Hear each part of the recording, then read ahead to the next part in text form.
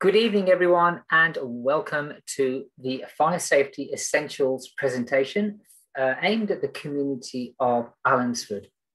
My name is Raj Samrai, and I will be hosting this Fire Safety Essentials presentation for you this evening.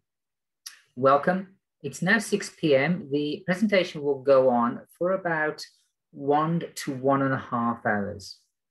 As is traditional in this environment, we would like to begin by our acknowledgement to country. So without further ado, our acknowledgement in country is acknowledging the traditional custodians of the land on which we are hosting this meeting this evening, and pay our respects to their past, to their elders, past, present, and emerging, and of course, any other Indigenous people here today. I'd like to spend a couple of minutes just talking about the technology that we are actually using today. So, as you can see on your screen right now, we have a dark screen with the element of host on there. Towards the bottom of this screen, you have two icons, which are a share screen icon, as well, a chat function, as well as a raise hand, okay? Now, the very essence of this technology is such that I can't actually see you, even though that you can see me, okay? Your only means of communication with me is via the raise hand or offering a chat. Let me say, first of all, that we are going to be using both chat, raise, and raise hand for this level of communication. So let's have a quick test of that. The chat function is activated when you scan your mouse over the chat, and it allows you then to enter a question or a comment in the chat function, which is then seen by me when you press submit. Also, the raise hand function is also there. It allows me to get for you to get my attention. And once I see your raised hands, I'm able to comment on your question or your concern. So before we move on any further, let's just have a quick test of the chat function. So as I said, scan your mouse, place your mouse icon above the chat function, click the chat function, and press a comment. And let me know just where are you joining me from today? So where are you actually joining me from today? The Allensford area, in and around, neighbouring Warrnambool perhaps, or a bit further afield, maybe Panmure. Okay, I'll just give you a couple of minutes just to sort of get a sense of how the chat function works. At the same time, you've got the raise hand element as well to get my attention. I must also add that this presentation is actually being recorded as well, okay? It is being recorded for my purposes only, for my own personal development, and for us to review at a later date to see how we can improve this form of online delivery, which is still very new to the Country Fire Authority. The main aim of today's presentation is really to empower you, to give you a sense of empowerment such that you get a better understanding of fire safety. One of the other key housekeeping elements that I'd like to introduce you to is also the engaging through polls.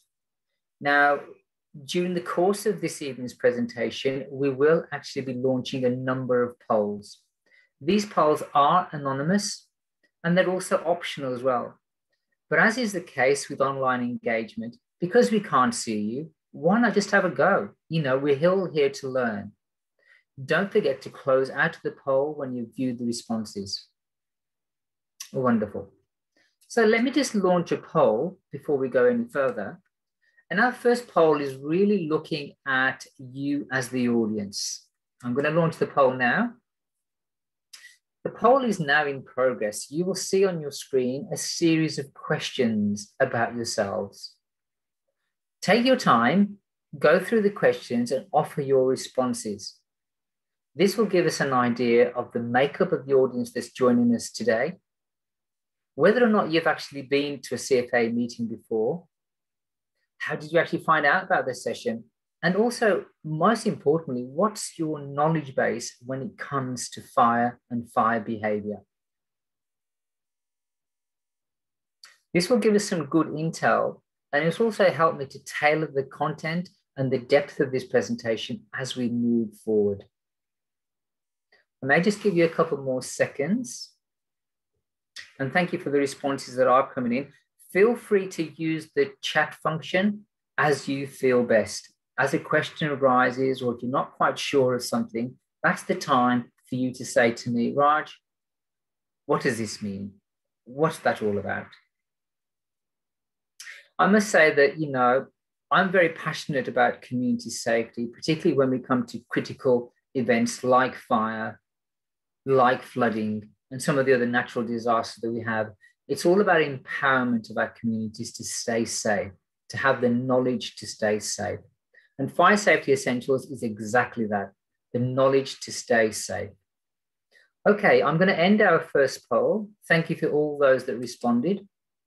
I'm now going to share those results with you.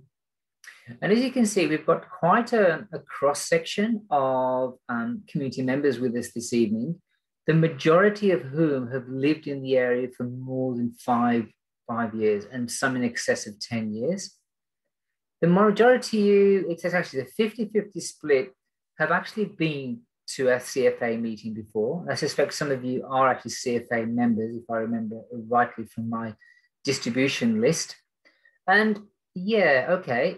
And this is an interesting one. And many of you found out about this session through social media.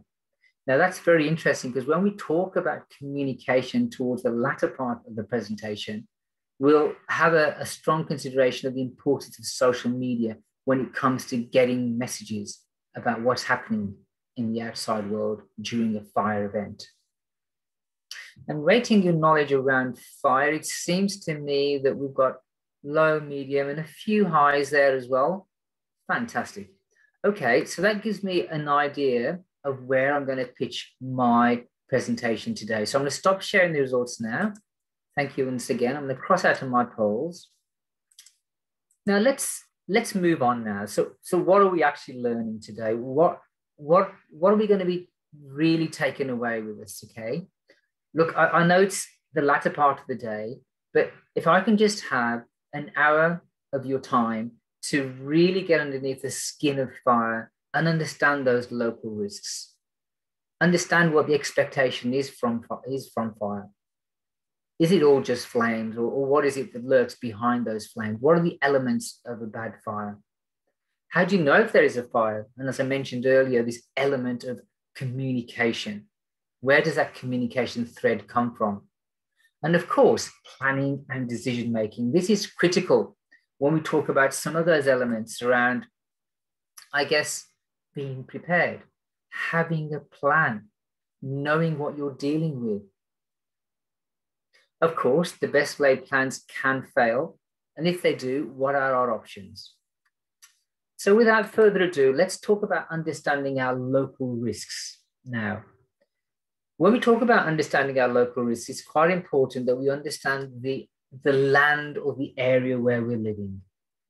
This Fire Safety Essentials presentation is tailored towards the people and communities in and around the Allansford area. I live in Woodford, maybe 10, 15 kilometers from Allenswood. So I know this territory, this area of the world very well. I often go to the Allenswood Hotel for meals. I ride with a local cycling group that often cycles through Allenswood. So I'm familiar with the terrain. I'm familiar with the roads and the lanes and the back roads. Allenswood itself is located in the municipality of Warrnambool. It has a population of about 1,521, so just over 1,500 persons.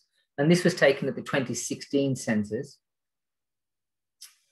More precisely, Allensford is a rural stroke residential town in Western Victoria. It's on the Prentice Highway where it crosses the Hopkins River, 8 kilometers east of Warrnambool. In 1839, the brothers William and John Allen took up their Allendale pastoral run adjoining to Hopkins River. There was a dry weather ford across the river, and the combination of that and the name of the property owners resulted in Allansford becoming the name of this area. Today, Allenswood is the home of Acme Rural Supplies and General Stores, several other shops and businesses, the Warrnambool Cheese and Butter Factory, a local landmark, and of course the Allensford Cheese World opened in 1986, just across the road from the factory. This area also boasts the Jubilee Park with camping, boating and swimming facilities, as well as the public hall created in 1911 and still standing today, and a school comprising of about 163 pupils at the last record in 2014. And of course, the world famous Premier Speedway, which opened its doors in 1970, is just 1 kilometre westwards.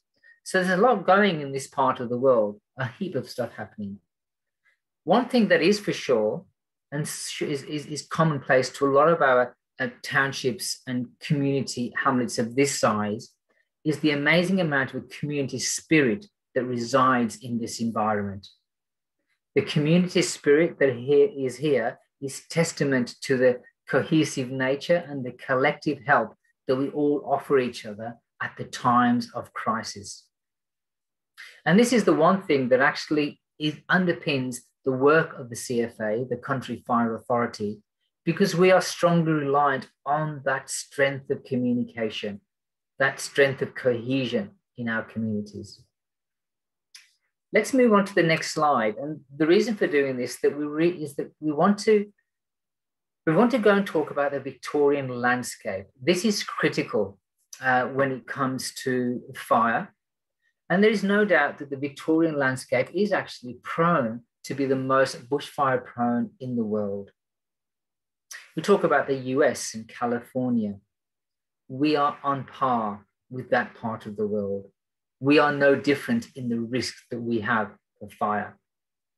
And this is for a variety of reasons. A lot of our landscape has been shaped by fires from years gone by.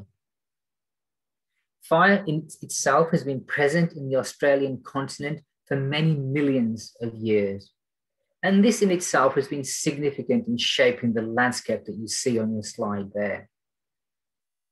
We have landscapes of bushland, grassland, mountainous forest area, and of course, a surplus amount of farmland. Back in the day, many fires were started by lightning. In fact, more recently also, many parts of Victoria were struck by fires started by lightning. Our forebearers, our Aboriginal people, often used fire for many thousands of years to care for country. This caring for country was used as a tool that encouraged the growth and also the extent of grasslands to enhance hunting. It reduced levels of fuel and kept vegetation from becoming dense and overgrown and hard to walk through. Incidentally, early records of bushfire activity only really started in 1851 at the early stages of European colonization. So that kind of gives you a bit of a backdrop of what we're dealing with here when we talk about susceptibility to fire. Let me move on to the next slide, which we're going to show, which shows the different weather districts that exist across our part of the world. The number one take-home message from this weather district map is that each fire district has its own level of fire risk. The Northwest will be very different to the Wimmera or Mallee. East Gippsland will be very different to the Southwest where we are. Another thing to bear into consideration here is what we call the seasonal outlook. What do I mean by the seasonal outlook? This actually describes the overall weather trend of what's happening in your weather district. Let's talk about that in a bit more detail as we peel back some of those layers. Don't be fazed by the slide that you're looking at the moment. The left-hand one will show temperature and the right-hand shows rainfall as denoted by the bluer color. This fire season, there is the possibility, and we know that this is coming to fruition with the months that we've had already, a possible La Nina conditions are expected to reduce the risk of prolonged fire activity across most of Victoria compared to last year. So this is fantastic news. The La Nina effect that we're currently in the middle of is expected to reduce the risk of prolonged fire activity. Now, that is absolutely fantastic news. Now, why is it absolutely fantastic news? Because it means that La Nina itself is increased rainfall, but it's also a combination of lower daytime temperatures or cooler daytime temperatures, particularly south of the tropics, as denoted by the map on the left-hand side, but also warmer overnight temperatures, as denoted in the north, again by the map on the left-hand side. For your information, the last La Nina appeared during the winter of 2017-2018, and this was closely followed by its cousin or counterpart, what we refer to as El Nino. So La Nina and El Nino, which followed in 2018-2019. So there is a duality of this weather trend. What does this mean for Allenswood? What is the local seasonal outlook for Allenswood? Well, Allenswood is located in a part of Victoria that has experienced slightly above average rainfall as a consequence of La Nina. This above average rainfall and above average moisture content, particularly in the soil, has meant that we have had sufficient rainfall to encourage rapid and active growth of fuel. And by fuel, we mean grass. In actual fact, there has been a prolific amount of fuel growth during the last few months as a consequence of the regular and sometimes quite persistent heavy rain, interdispersed with periods of intense sunshine. This combination of rain and sunshine, A, means rapid growth, but also it means rapid drying or curing. When this fuel load becomes dry and sufficiently dry with the high temperatures that we've had, this fuel is then available for ignition. We have high roadside fuel loads. Let's move on now and just spend a bit of time talking about what this means for our local environment, our local vegetation. I'd like to just for you guys to open up the chat function at this stage and give me some feedback as to how you see the local vegetation in your part of the world.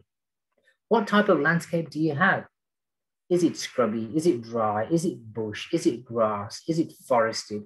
What exactly is the makeup of the vegetation in your locality?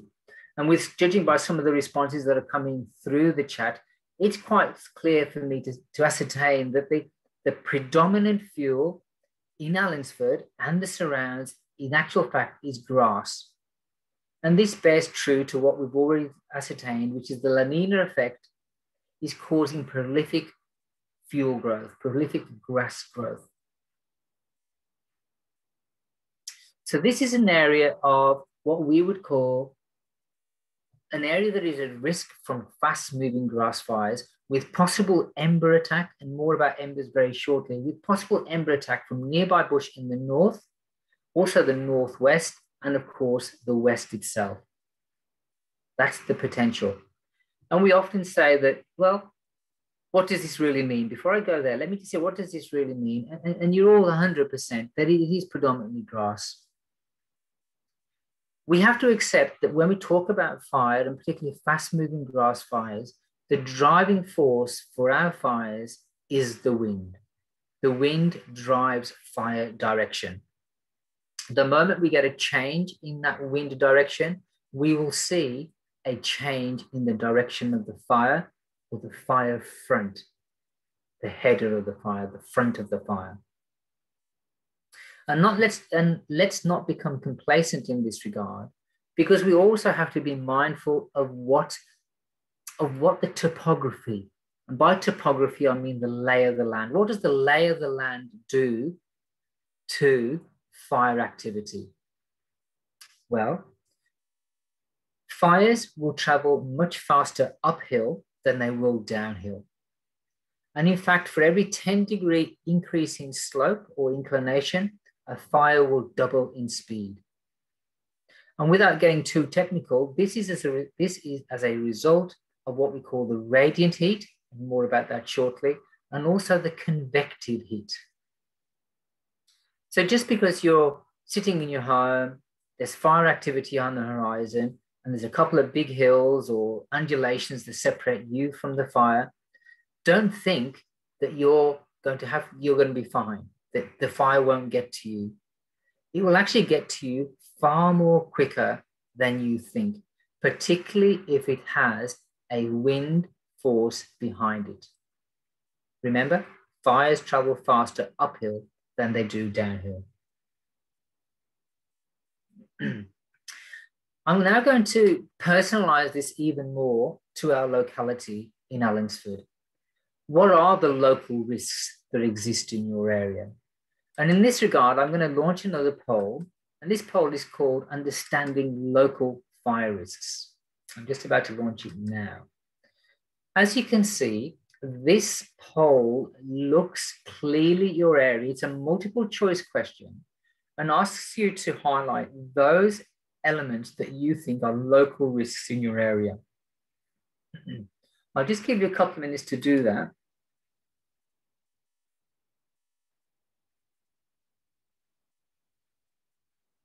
Wonderful. I get a lot of responses coming in. That's fantastic.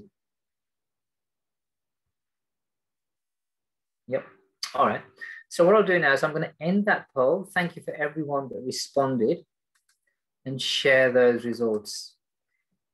As you can see, and probably as one would think from what we know of Allensford and what I know of that locality, as a volunteer firefighter in the Woodford area, I understand the dynamics of some of the elements that we have, some of the options here. Windy roads are a huge risk, a high risk, particularly when we know there's fire around, and particularly when we know there is a large amount of fuel load, particularly roadside. Other high risks, and a large percentage of respondents have said that the trees hanging over all access roads and escape routes. Of course, these trees usually, and I think Allenswood in particular has got lots of large gum trees and a lot of cypress.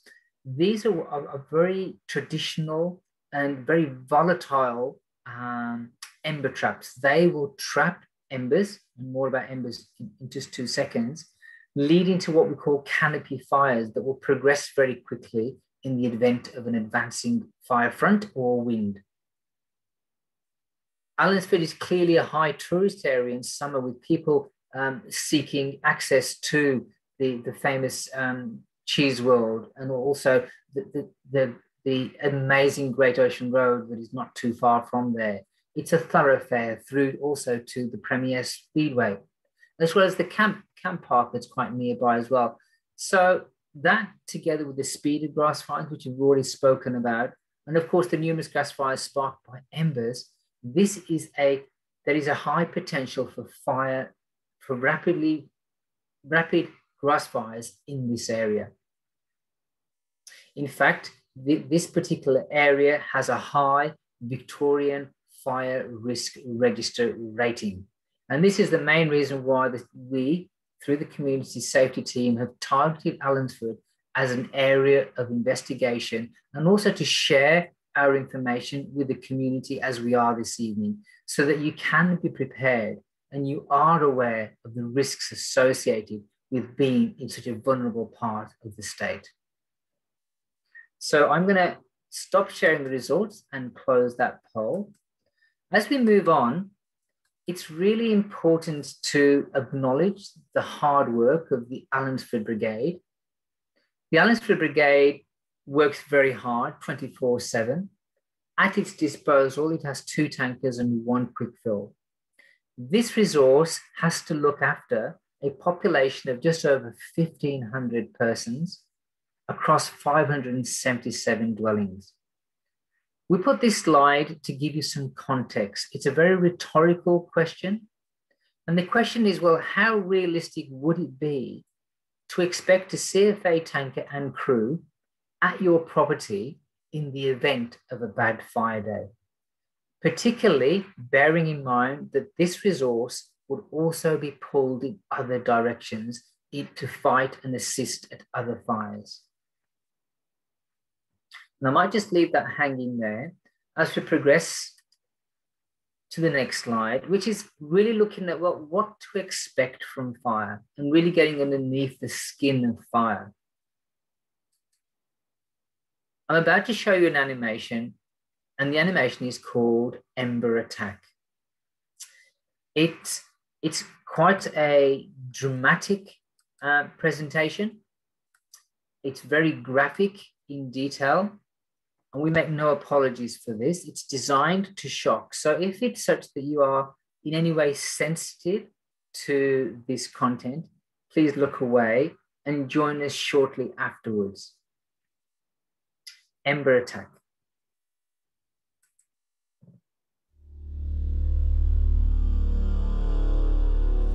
During a bushfire, embers will reach your home long before the flames do.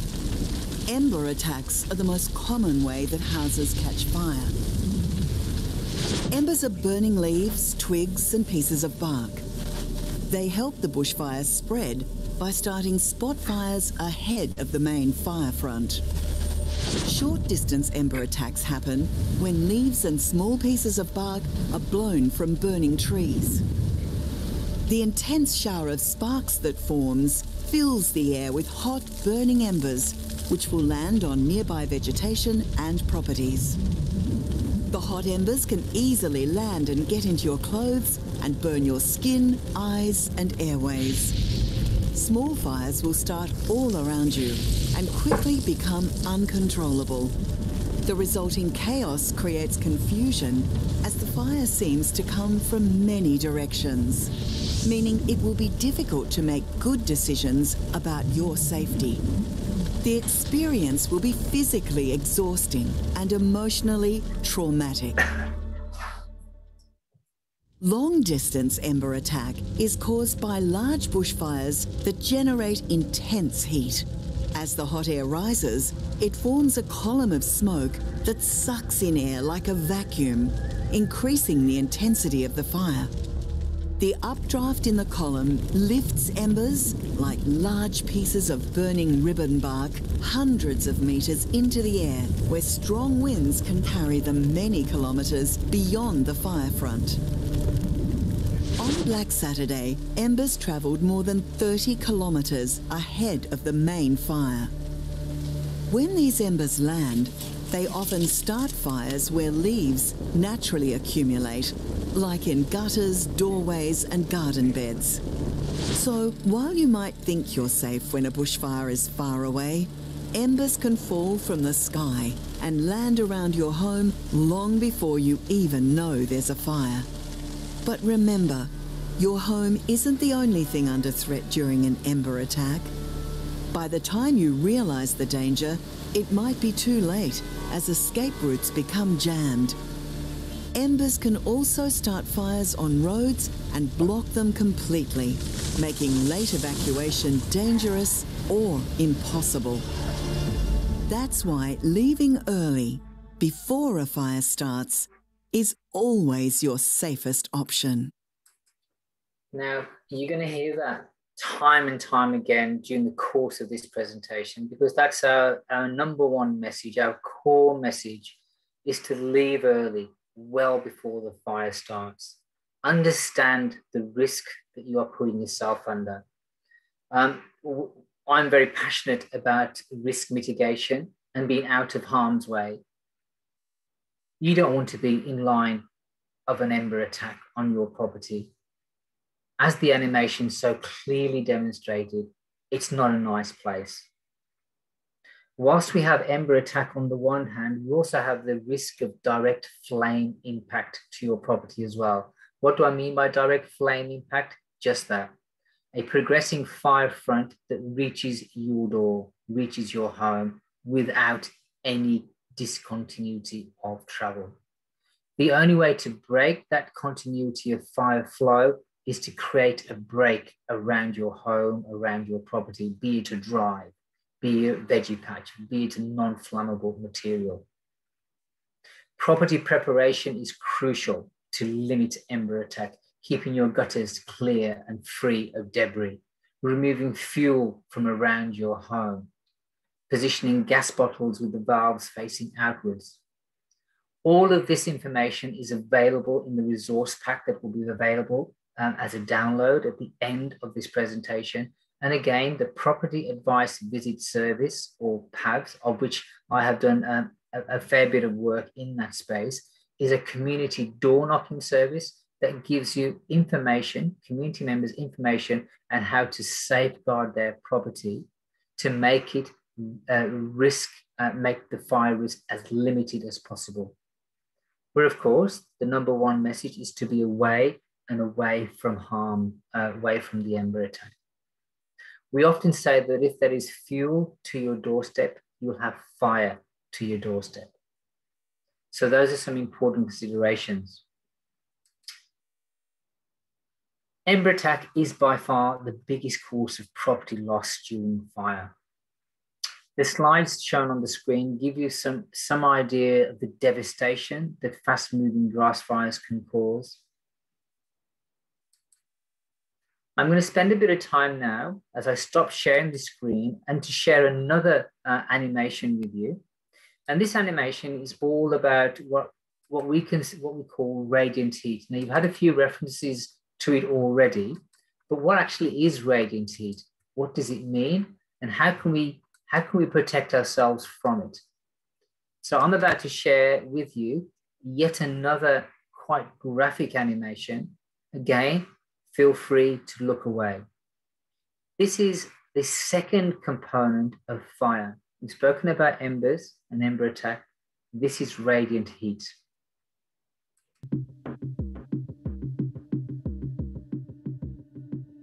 Victoria is one of the most bushfire-prone parts of the world. Every summer, bushfires threaten properties and lives. But did you know it's not the flames that kill most bushfire victims? No, it's the radiant heat. Most victims die from the effects of radiant heat long before they're reached by the flames.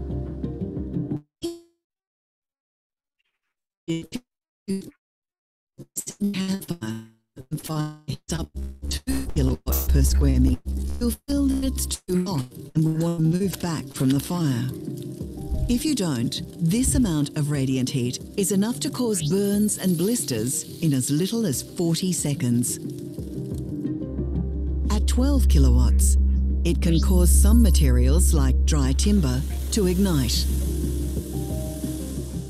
A bushfire can reach 100 kilowatts, and the effects can be truly catastrophic.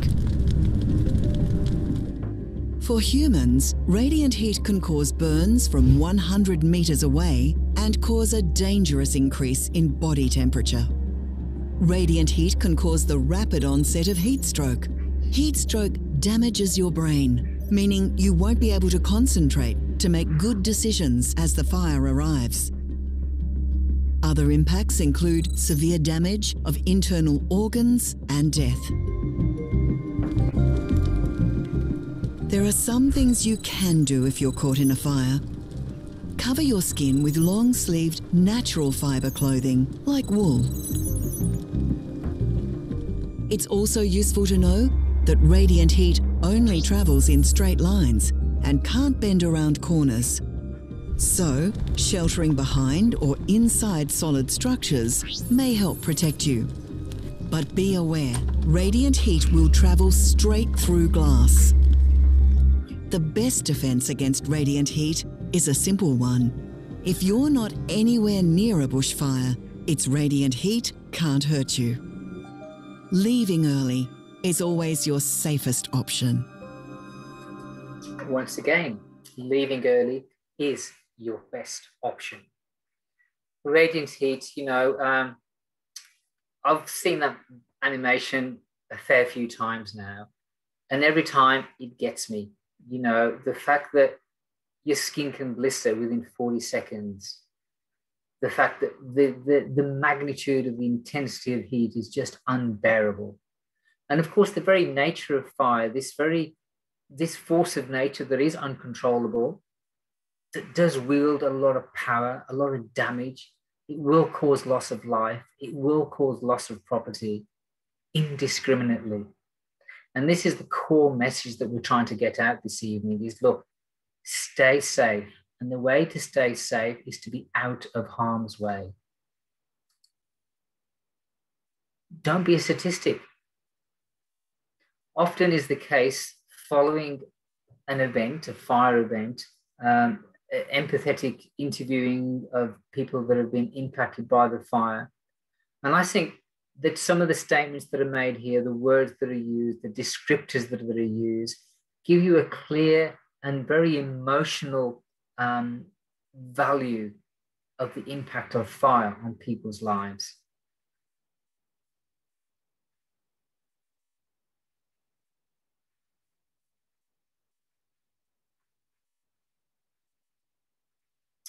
And whilst we're in this sort of very emotionally intelligent space, I just would like to share, again, stop sharing this and share a bit of footage with you that will actually give you, and this is real life, okay? These are not actors. They're not being told to say this. It's not been pre-rehearsed.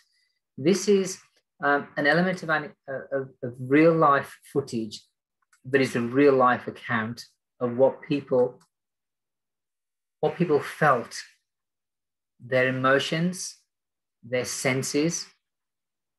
It's called I'll Never Do That Again.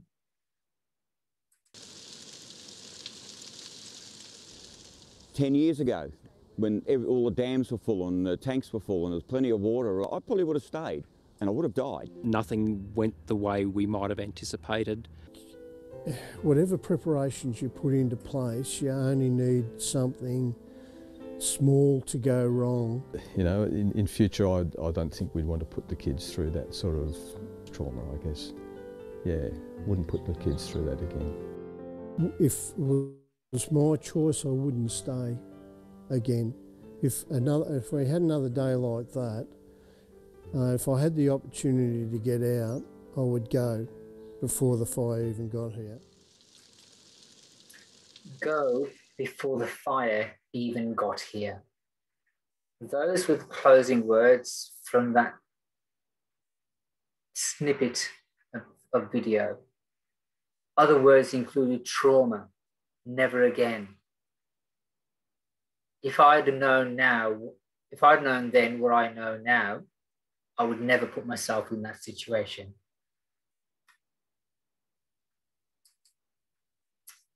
What does this all mean for you?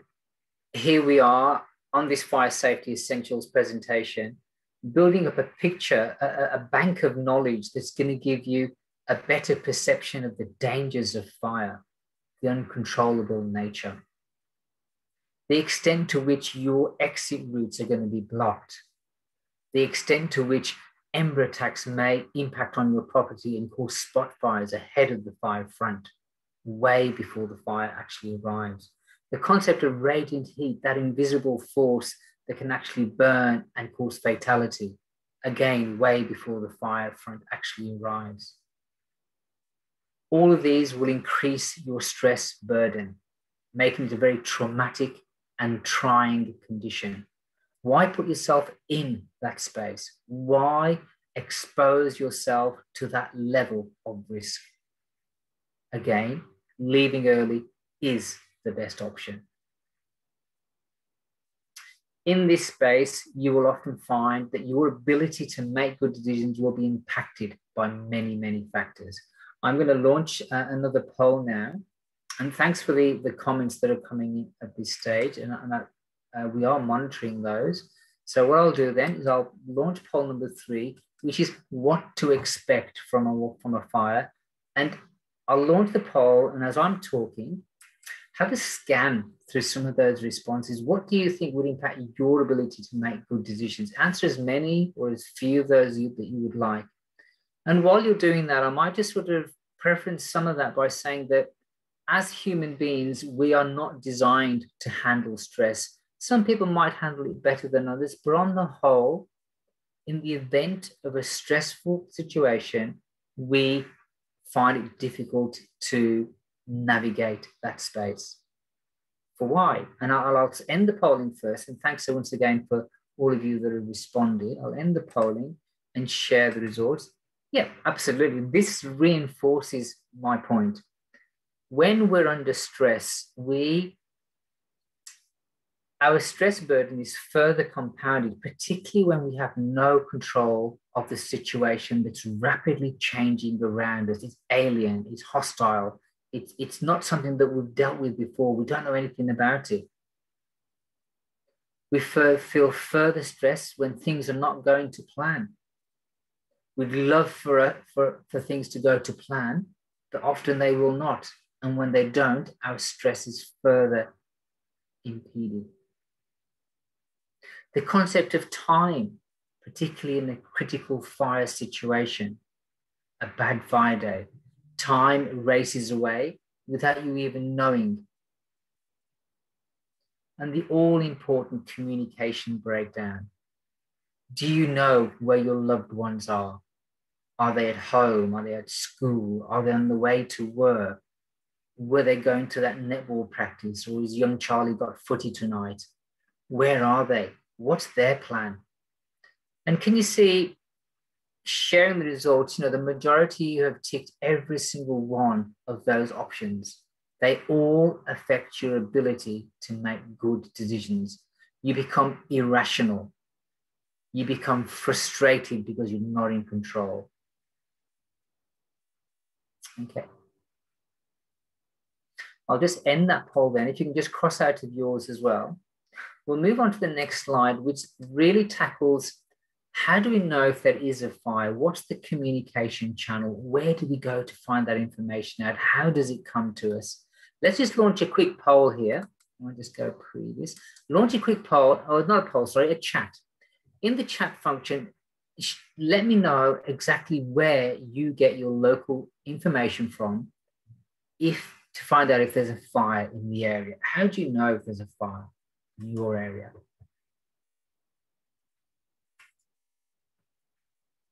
Yeah, some really good responses coming through there. 100%. By far, the most important area or most important go-to tool will be the Vic Emergency App. Yep, local radio, some people have said, newspaper, yep, some of the more traditional ways as well. Okay, well, before we delve into that in more detail, let me just give you an introduction to this, okay? This particular symbol, I'm sure many of you have seen this. You've probably seen it on the radio, in the newspapers, perhaps on social media, and more than likely on roadsides, usually but not always near fire sheds and CFA sheds. This is what we call the fire danger rating, the FDR, okay? Without further ado, let's just dispel some of the confusion that exists around the FDR. I'm about to launch a poll. This poll is entitled, let's have a look. This poll is entitled, how do you know if there's a fire? And I'm going to launch it now. The first question is a really important question, and we'll dispel some misnomers around this. What is the FDR? Is it an indicator of how likely a fire will start? Or is it an indicator of how bad a fire would be if it were to start? Okay, now there's two very different responses there. Tick the one or choose the one that you think it responds is the answer.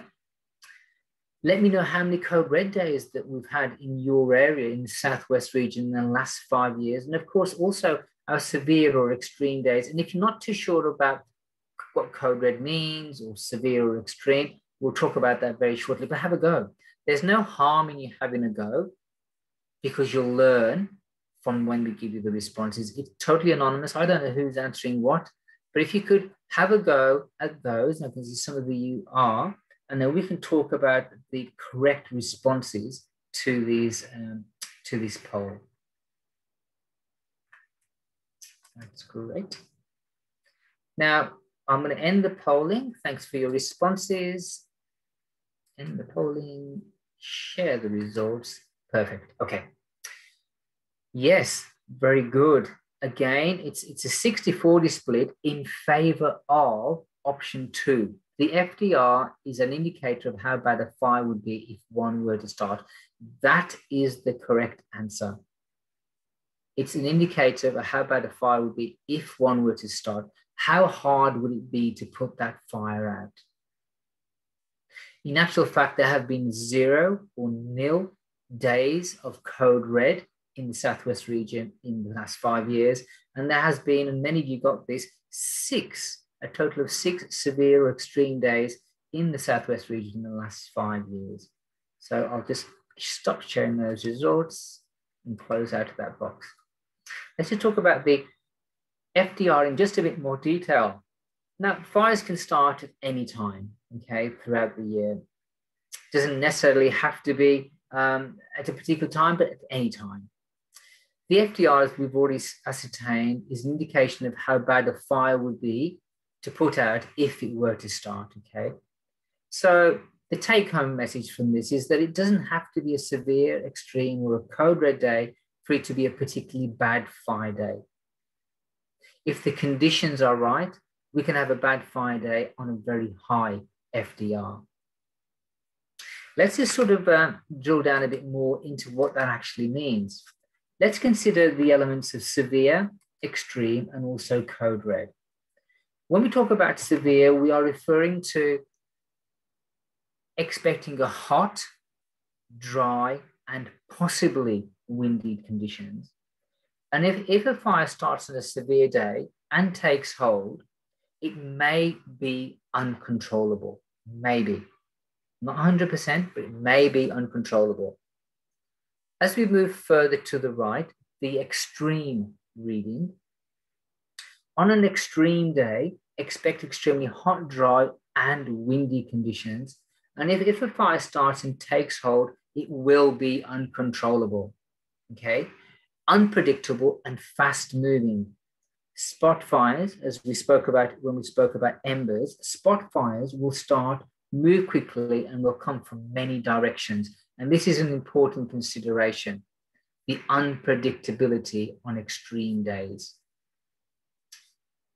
As we move further to the extreme right and we consider code red, what does code red mean? These are the worst possible conditions for bush or grass fire.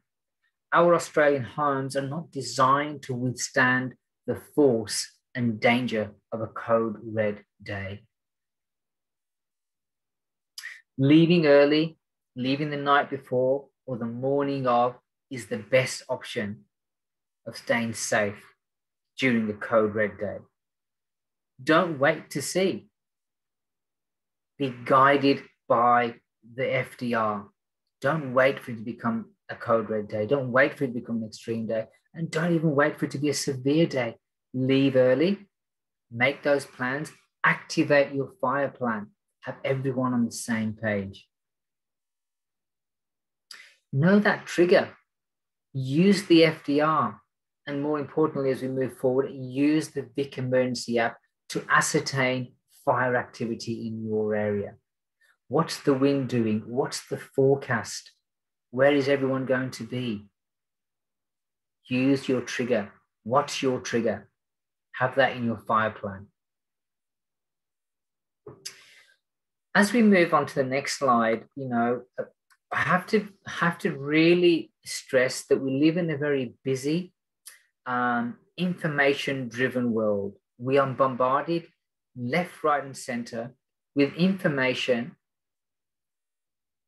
overload. I often refer to it as infobesity, a huge amount of information bombarding our senses. We've gone past the old days of the traditional radio, newspaper, and maybe television.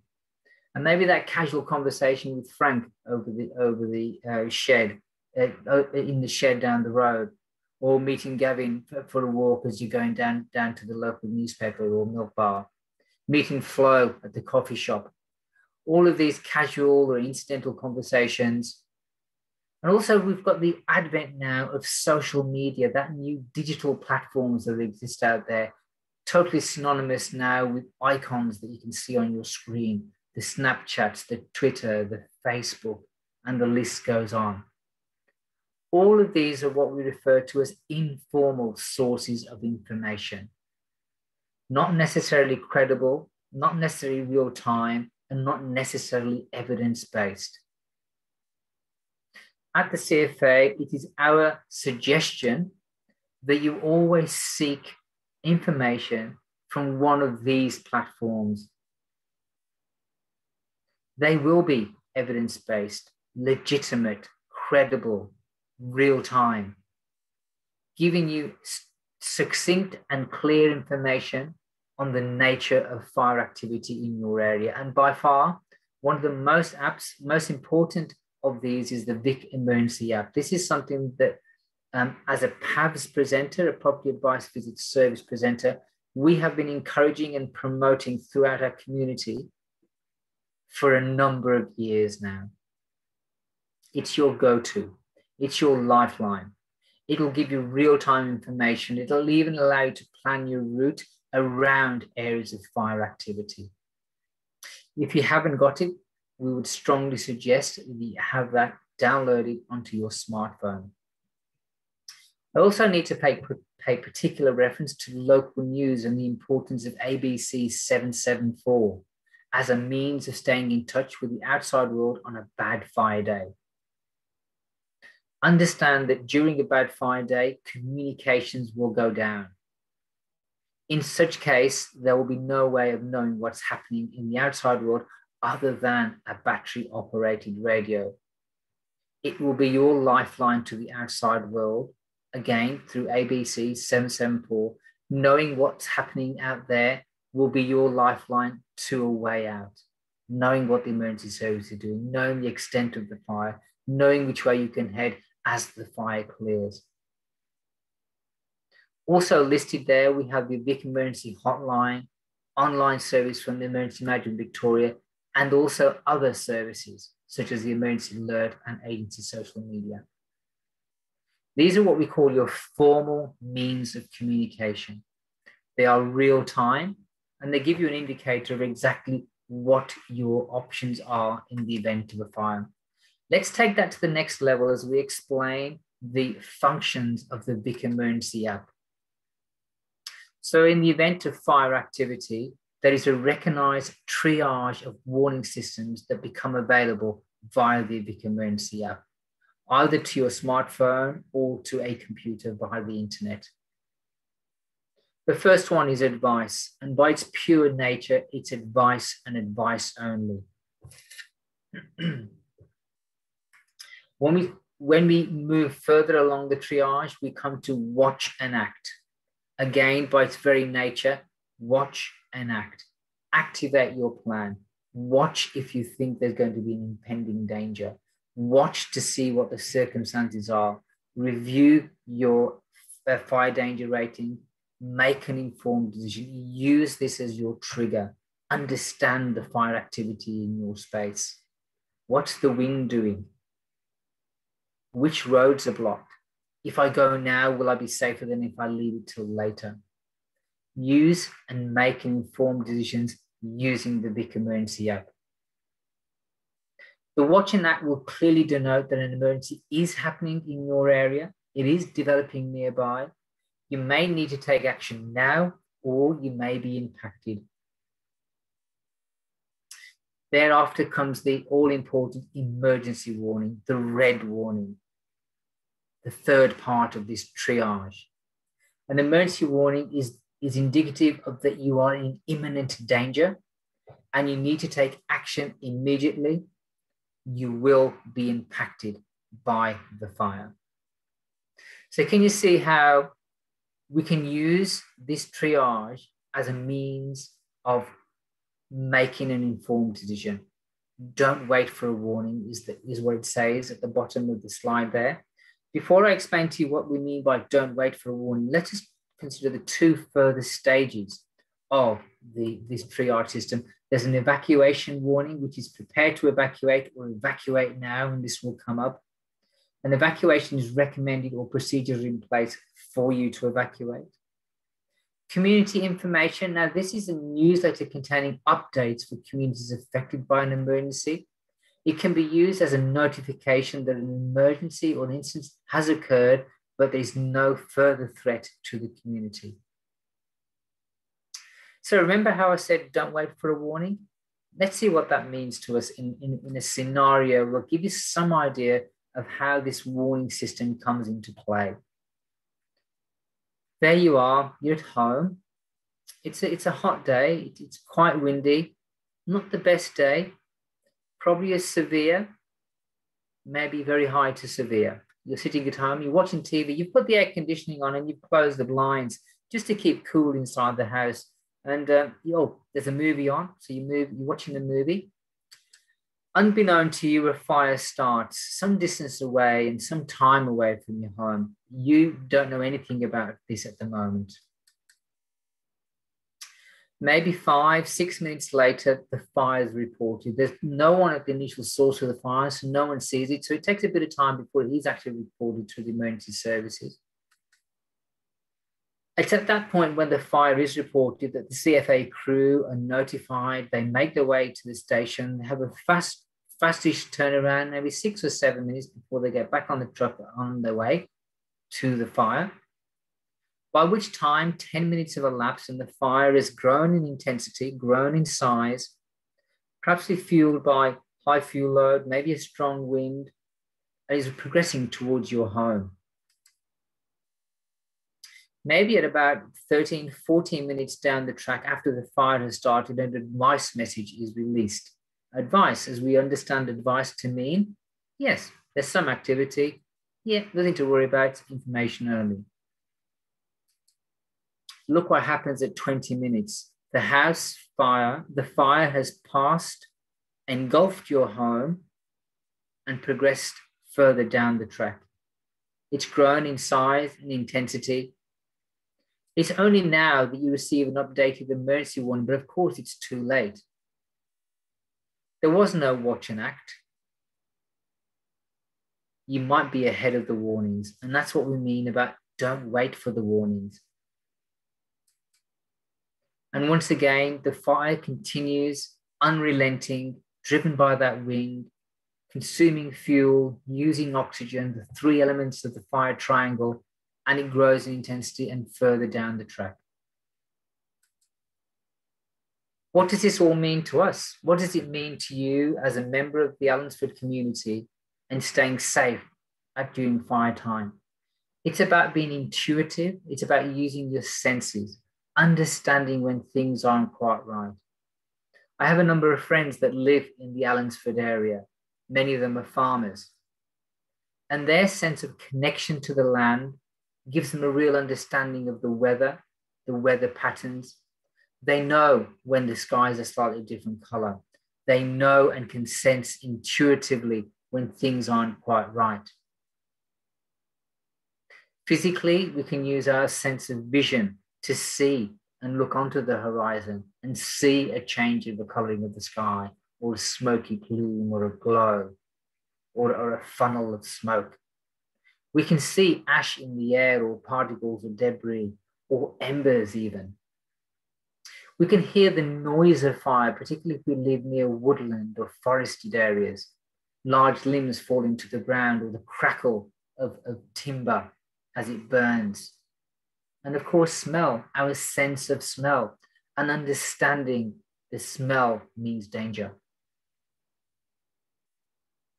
The key learnings that we've had so far, we've spent a bit of time talking about the fire danger rating and how to use it. Use this as a trigger. Understand the different degrees of fire, from low, high, severe, and onwards.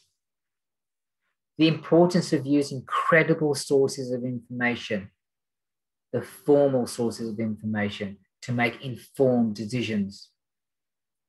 The need not to wait for a warning.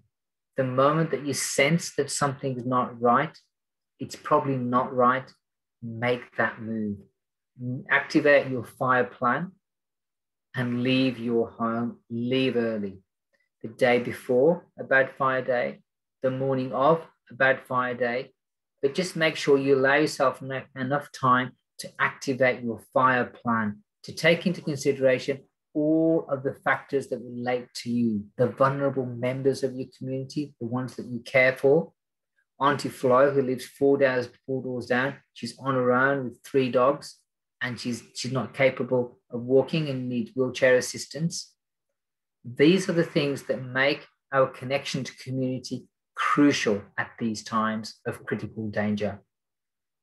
Have a plan that involves all of these residents, all of these factors, animals, children, special concerns around other elements of your life. They all need to be in your fire plan, and that needs to be activated early to give you the best chance of survival. Being out of harm's way is your best chance of survival. When we speak about planning and decision making, this is the very crux of this presentation.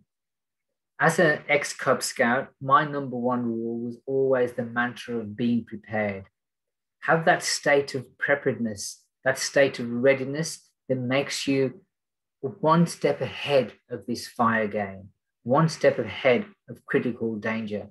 You're outsmarting this force of nature that has a will of its own. You know that if you leave early, you'll be out of harm's way. You will not be subjecting yourself to an ember attack or the indiscriminate nature of radiant heat. You will be safe away from the fire. Leave it to the professionals. What I'm going to do now is work through a scenario with you, and this scenario itself brings together all the factors that we've actually discussed so far to date. You know, the elements of radiant heat. What does extreme mean? What's the FDR? And what's the Vic Emergency App? So I'm going to talk through this as we progress through the animation as well. So, okay, here we go. Listen to some of the key drivers behind this, and we've tried to make this hypothetical as close to real as we possibly can under the circumstances. So there you are in your home in Allansford. It's 8 a.m. on a Wednesday morning, okay? When you look outside, you can see that it's already hot and windy. The morning news is reporting that today is going to be a day of extreme fire danger rating, extreme FDR. Remember, hot, windy, if a fire kicks off, uncontrollable. However, you jump into your car because you know you've got to shoot into Warrnambool for that all-important meeting with your GP to get some medical resource. You've been waiting a long time and you just have to go. As you jump into your car and you start driving down the highway, down the Prince's Highway into Warrnambool, you notice that there's some little branches falling from trees and you feel the radiant heat coming through the glass windows. It's about lunchtime and you overhear people talking about a fire that started very near to Allansford. You do the wise thing because you know that it's important to check your Vic Emergency App. You jump on the Vic Emergency App to find out where the fire is exactly. And you see that it started a short distance from your home. Okay, so it's a short distance from your home. So what do? Well, you jump into your car and you start heading home to make sure that everything is okay.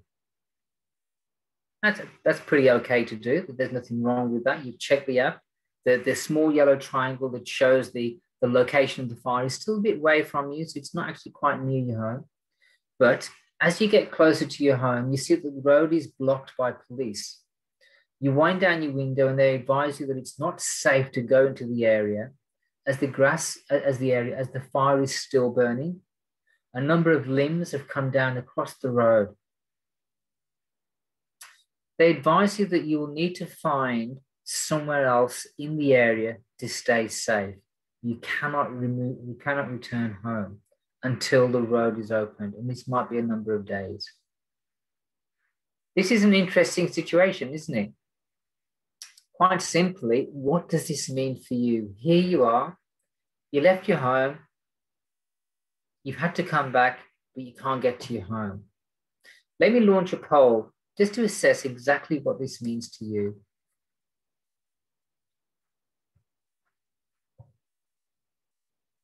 And this poll is entitled Planning and Decision Making. I've launched it now, and really it looks at your level of preparation, your preparedness. How prepared were you for this eventuality?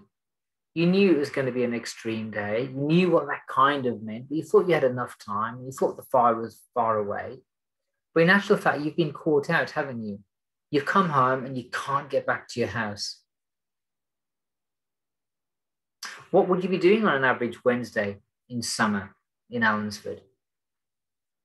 As you cast your mind back to this time last summer, would you have been prepared to stay away from your home for a couple of days? What would your level of preparation been like? And also, again, casting your mind back to last summer, did you have an emergency kit ready with some clothes and medications, and more about what content should contain in a short while? I might just give you a couple of seconds while you just answer that hypothetical for me. Oh, that's marvelous. Thank you. I'm going to end the polling and share those results. Oh, yeah, some interesting results there. And again, this is all part of the learning. So there are correct answers, but it's often great to learn from the incorrect answers as well, which is what we're doing, okay? The majority of you would be at work and home. No one on holiday at that time. There's a few people, but not many. Majority would work at home, work and at home. That's great. Interestingly, only 10% would have been prepared to stay away from home in an event like this, okay? So the key learning there is preparation, that level of preparation. And what does that staying away home mean? It means having an emergency kit. And I'll talk about emergency kit in just 2 seconds. And once again, yeah, very few people actually had an emergency pack ready in this eventuality. So I'm going to stop sharing those results. And this is what I like about this presentation is we get that feedback that helps inform good decision making. We know now that it's important to have preparation front and center every time. Look at the triggers. What's the writing on the wall? Have your pack. Have that emergency pack ready. Okay, I'm going to end that now, and we're going to go to the next stage of this scenario, this hypothetical. And it's the same situation again, it's the same day, it's still an extreme day.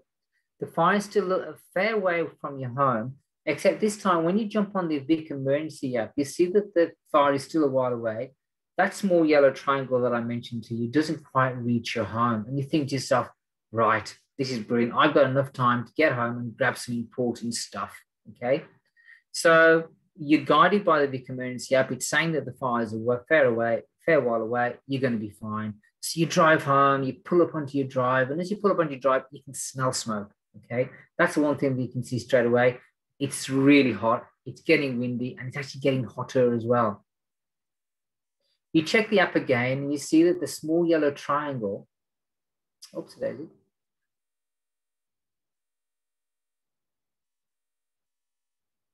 Oh, didn't want to do that. Something there that okay, yeah, that's right. So you check the app again and you see the small yellow triangle again on your screen. It's still an advice message and you still have enough time. So you rush back in, you're frantically running around, getting all the items that you should really have had ready in your emergency bag. So you're looking for passports, that birth certificate, important document, important medication, because you know that you've got the doctor just told you you've got to carry with the medication that you've been on, the new blood pressure tablets. You've got to have your inhaler because this is actually making your chest quite tight. You're frantically running. Oh, yep, I've got to get the cat's cat cage and the cat food. Oh, the blanket, water, and all of these things. And all the time you're frantically running backwards and forwards from the car, each time checking your Vic Emergency App. On one occasion, on one of the latter occasions, when you run out from the house with some of the things, you notice that embers have started falling around you. In fact, some of the embers have landed in the spouting, and some have actually landed in that pile of leaves that you started clearing last week and forgot to rake up. A fire is starting amongst the embers. The embers are causing the flames to get bigger.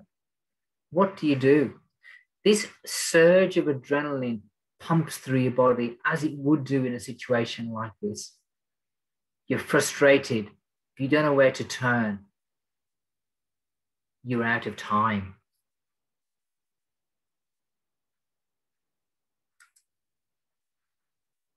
What's the one thing that you could have done differently to have avoided this situation?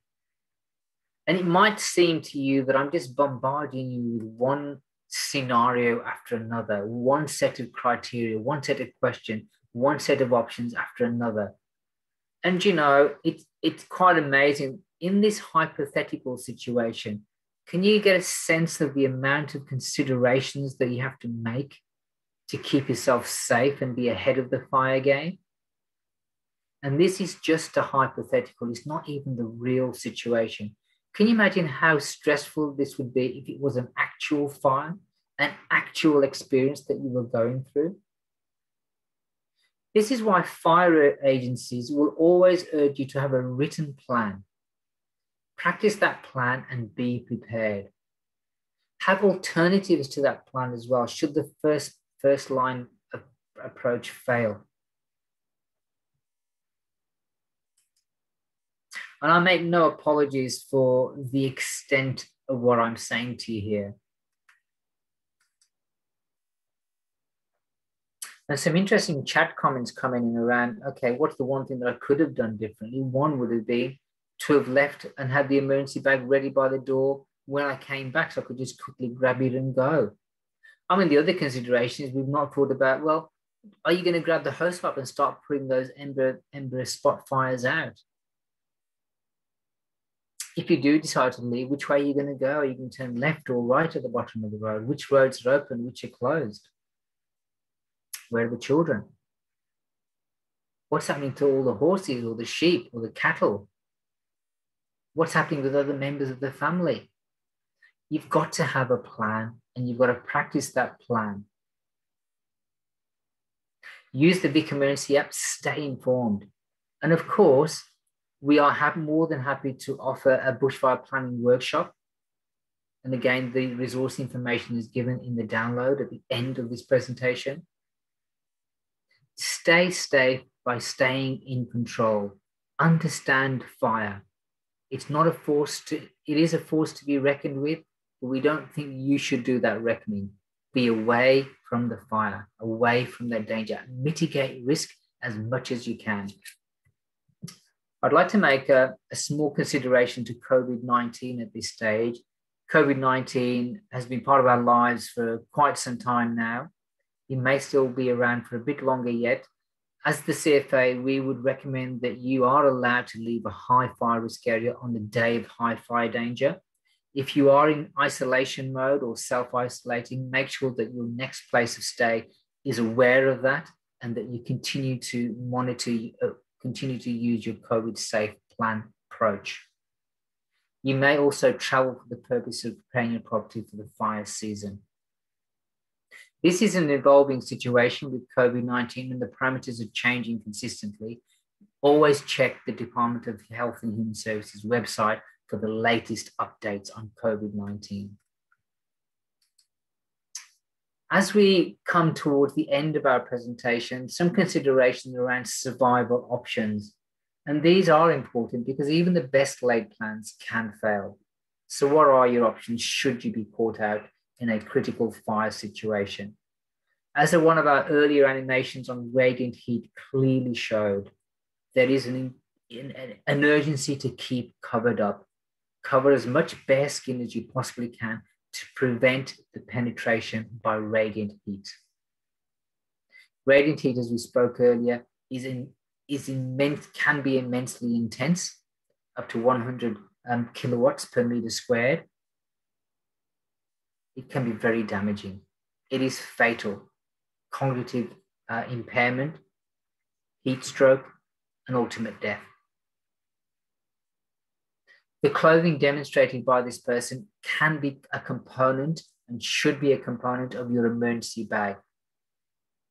Make sure you have also contains water, a battery operated radio as mentioned earlier, a mobile phone, your documents either in paper form, but preferably in on a memory stick or a flash drive,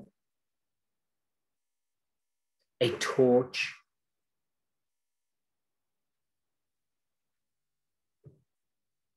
when we talk further about radiant heat, there is the need to be mindful that radiant heat does not travel around corners and around bends. So you can seek protection, preferably inside or behind solid objects, such as sheds and behind dams and concrete walls and the like. Be mindful that radiant heat will travel directly through glass. So try and avoid standing near behind glass because it will crack and explode.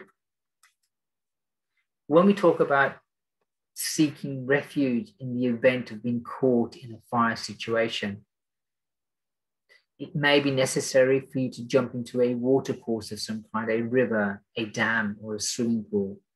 This may afford a level of protection from radiant heat and an advancing fire front and ember attack.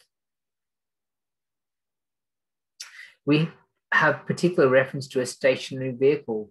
Vehicles are designed to get you from A to B. They are not designed to be places of refuge in the event of a fire event. However, the CFA do acknowledge that we may have to, as an emergency, seek refuge in an area of this type in a vehicle. In this regard, seek an area of clearing that is free of fuel, preferably burnt fuel, or an area where there is no ignitable fuel around. Park the vehicle facing the advancing fire front, so you have the engine block between you and the emerging radiant heat for the level of protection. Leave the lights on, close the doors, close the windows, make sure that you are below the level of the windows. Cover yourself with a blanket, a dry blanket. Don't wet the blanket because this will cause scalding and burns. Have your water bottle with you. Monitor the fire as it advances. Remove yourself from the vehicle as the fire has passed and seek an area of burnt ground for shelter and review. It's clearly not going to be a nice experience, and I can't imagine anywhere more uncomfortable than inside a car. Make sure the vehicle is parked away from a main road or a side road, away, so that you don't impede the travel or the flow of emergency vehicles or cause a collision or accident. And this has happened many times prior. As we move on to the next slide, I'd like to make special consideration to what we call neighbourhood safer places, or should we say bushfire neighbourhood safer place. Now, by its very nature, this is a place of last resort. It's right down there at the bottom of your leave options. It will be a place of last resort, and do not expect 5-star accommodation at such a location. These are critically selected to give you some element of protection from radiant heat. They are denoted by a green sign as shown there with the emoji of people. The nearest bushfire place of last resort to Allansford. Well, in actual fact, there are 6 within 10 kilometres, and all 6 of these neighbourhood safer places are located in Warrnambool. The locations are the E.J. King Reserve, Albert Park Mac Oval, Albert Park Walter Oval, Albert Park Reed Oval, Albert Park Football Club, and finally the Lake Patobe Adventure Playground. Of course, I don't want you to be in the situation where you are seeking refuge at a place of last resort, because you will have activated your fire plan very early. You'd have used your triggers to activate your actions to leave, and to leave early before the fire even got there. The moment you sensed that something wasn't right, you activated your fire plan and you got out of harm's way. I often show this particular slide as we end our presentation to give you some idea of the harshness, of the indiscriminate hostility that fires present across our Victorian landscape. And Allensford is no less vulnerable than the remainder of Victoria. Fast-moving grass fires, high-intensity ember attack, smoke plumes, and of course, canopy fires. To summarize, take action, have a plan. Some of the downloadable resources include your guide to survival, your guide to property preparation, as mentioned through the Property Advice Visit Service, the PAV service. We are able to offer you a bushfire planning workshop, and we're happy to discuss that with you. I can't stress enough the importance of having the Vic Emergency App as your go-to tool for all things emergency app and fire behaviour. Connect with your local brigade and community, and this is absolutely critical, particularly in our smaller communities like Allensford. Connection to your brigade captain, Rod Boyle, who has kindly offered information for the preparation of this presentation this evening. Rod is passionate about community safety, the safety of his community. He can be contacted on the number that I've given there, and be more than happy to pass any of your questions on to me, or you can deal with me directly. I'll be happy to reinforce any of the messaging that we've given this evening. Before I end, I would just like to launch our final poll. And this final poll looks at really what you took away from this presentation. I'm going to launch the poll now.